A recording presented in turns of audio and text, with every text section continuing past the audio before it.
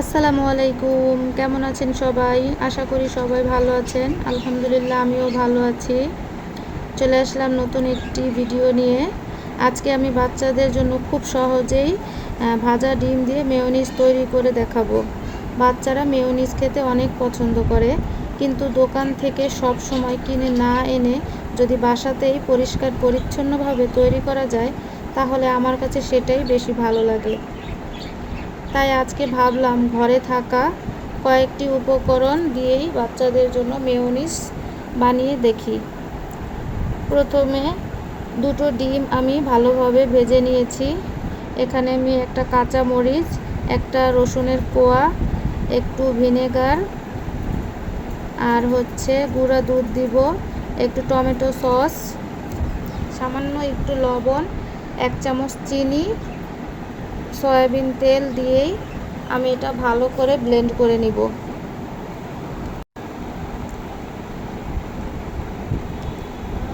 দেখতে যেমন সুন্দর তেমনি ঘরেও খুব সহজে তৈরি করা যায়। বাচ্চাদের ব্যাপারে আমরা মায়েরা একটু বেশি সচেতন থাকি। ওরা বাইরে থেকে নানা ধরনের সস মেয়োনিজ খেতে চায়, তাই সময় থাকলে মাঝে মাঝেই ঘরে তৈরি করে দিতে পারেন।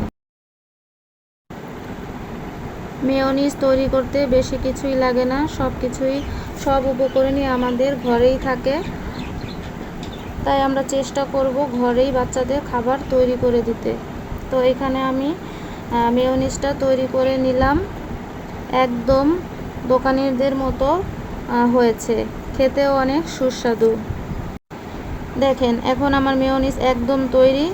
এটা বাচ্চাদের স্যান্ডউইচ, বার্গার, ফ্রেঞ্চ ফ্রাই বা অন্য খাবারের সঙ্গে এটা ব্যবহার করা যাবে।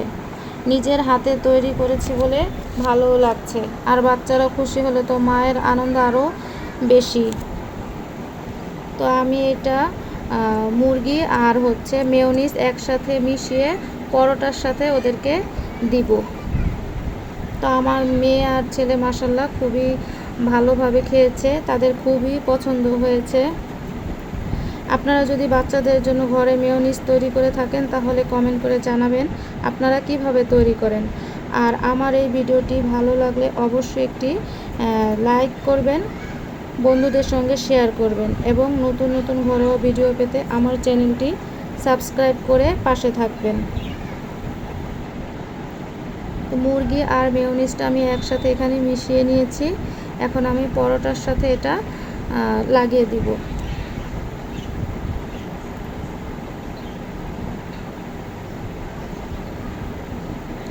আমার মেয়ে বিশেষ করে মেয়োনিজটা খুবই পছন্দ করে, তা আমি মাঝে মাঝেই ঘরে মেয়োনিজ তৈরি করি।